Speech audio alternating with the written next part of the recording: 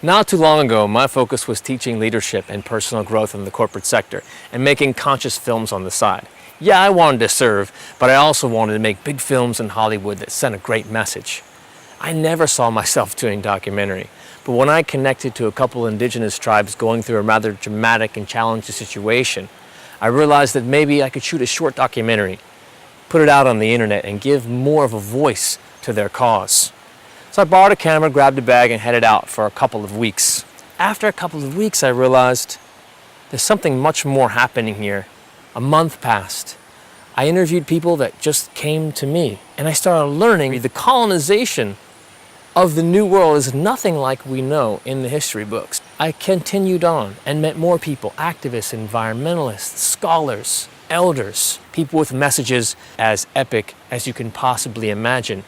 The genocides, the injustices, the murders, the hope, the prophecies, the risings. This adventure became way bigger than me, and I decided to give myself 100% to service in getting these messages out to the world. So I let go of my financial security in the corporate work. I let go of my Hollywood dreams and LA social life. I didn't even have a plan. I had no idea what was going to happen. I didn't even know where I was going to stay. And place by place, person by person, they came to me. I spent months traveling through Australia, more months through New Zealand, and then in Standing Rock with our water protectors, hearing the stories of the tribes and mobs and groups of the First Nations people of the New World. The stuff that happened to them didn't stop 200 years ago. The oppression continued, the marginalization continued, because colonization isn't a period in time of invasion of certain lands.